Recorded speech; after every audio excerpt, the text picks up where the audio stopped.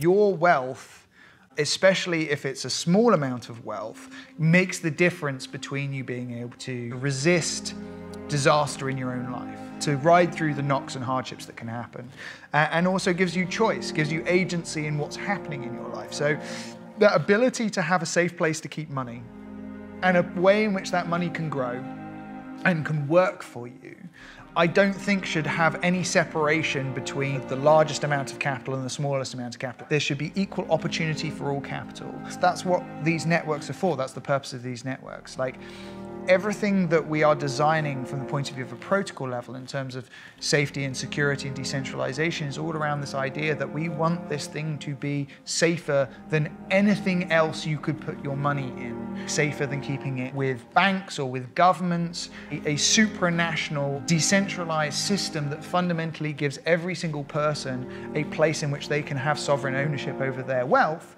because then it gives so much more agency in what those people can choose to do with it. That's sort of what drives me. That's why I think these systems are so important, because often people talk about governments using money as a way of oppressing, right?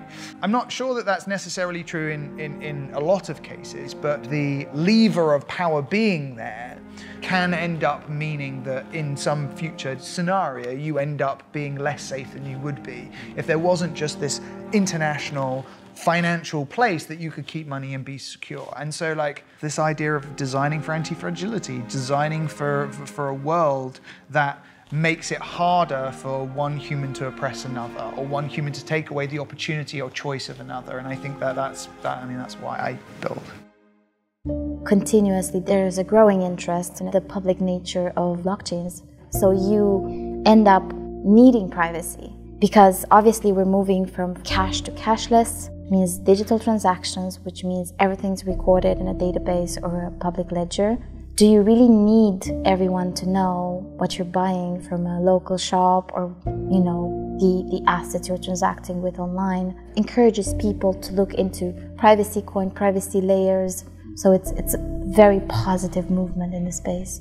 The people who built the internet had no idea that Facebook and Amazon and all this was going to come. It's kind of how we are. Like, we're building this platform, and it's like, well, let's see where this goes. With open source tech and decentralized tech, all of the code is open. You can take other people's code, give them credit for it, but then also innovate on that, because you've been able to see how it was built. Imagine how fast Web 2 would work in terms of innovation. If Facebook didn't need to acquire Instagram, they could have just looked at their code and implemented Instagram into Facebook without that whole process. That's what's happening right now in DeFi. Everyone's able to see what each other are doing and say, like, wow, that's a great idea, we should implement that, but also do this.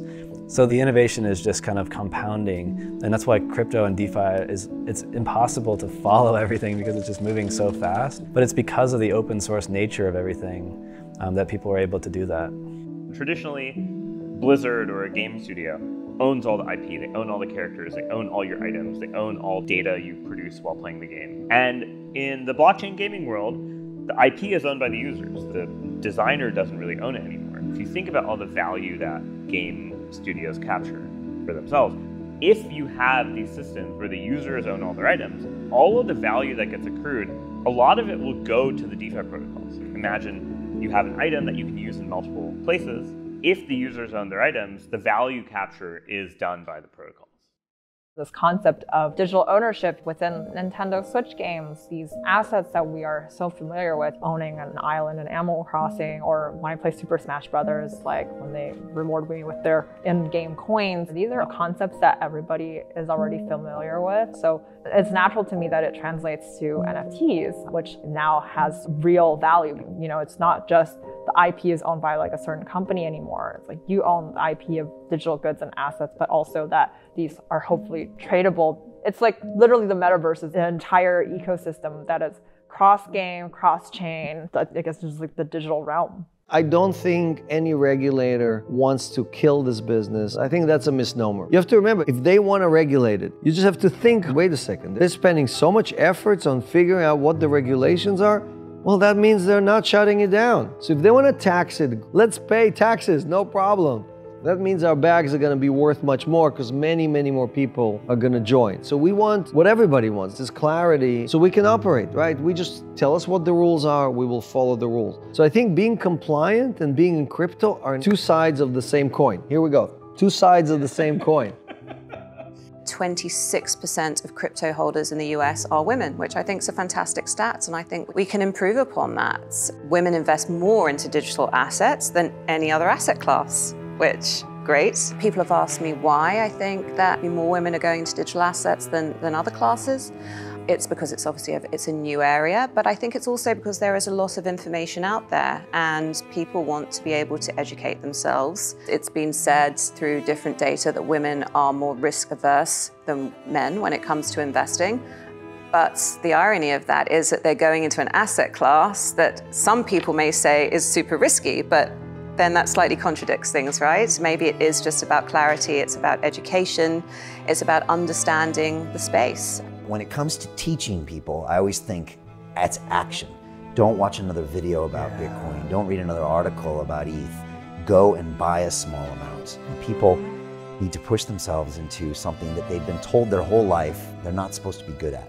Robert Kiyosaki, author of Rich Dad, Poor Dad, he raised his hand when he was 8 years old and said in class, when are we going to learn about money? And they said, no, we don't teach money. He said, but you teach me Spanish and math and science and biology. But we don't talk about money, we don't teach you. So our whole education system is designed to implicitly tell you the smart people manage your money. Your pension fund, we'll manage it. So I think honestly, we just need a real relationship with our money.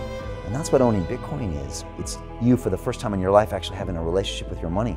I've got 2 sons, they're 4 and 5 years old. And they walk into London Real Studios and we got a typewriter mounted on the wall.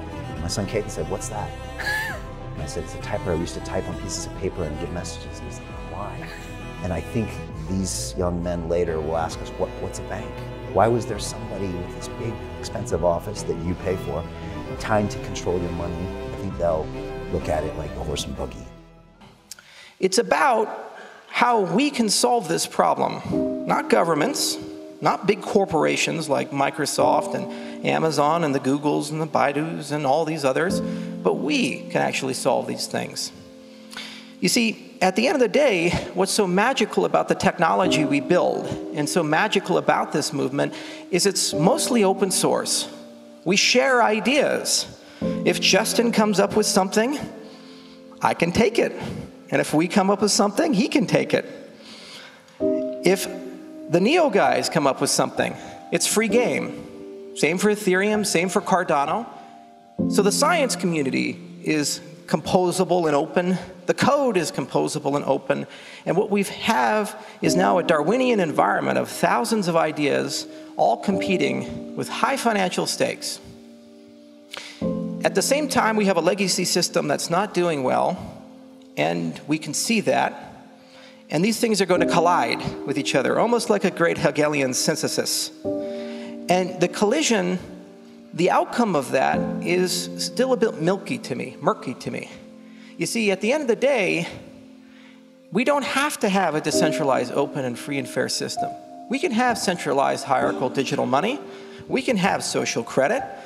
We can have a system where an actor can shut off the access to your identity, your money, prevent you from traveling if you want. Or we can have a system that's controlled by you. There is no universal law that says society should work one way or the other way. It's ultimately your decision.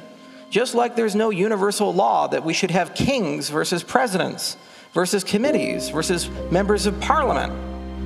These are decisions we make. And what our space is doing is it's a gigantic experimental petri dish where we're seeing real time how to do these things. So, it's in your hands, I guess. Good luck.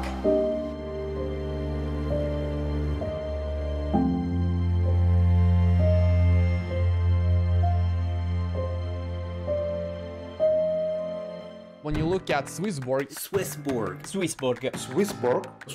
est sorti ce matin. They have an app where you can buy crypto. They connect to Binance, HitBTC, LMAX, and Kraken and find the best rates in the markets. What I like about Swissborg is that they have an amazing app that can directly buy cryptocurrencies like Bitcoin and also cash out as well. Through Swissborg, all assets will have a fiat gateway. And here is the thing. Premium features gives you zero fee trading. That is zero fees. If you want to buy Bitcoin with fiat, I suggest you buy through Swissborg rather than Coinbase. And if you're interested in trading the likes of Ethereum or Bitcoin, use Swissborg's application.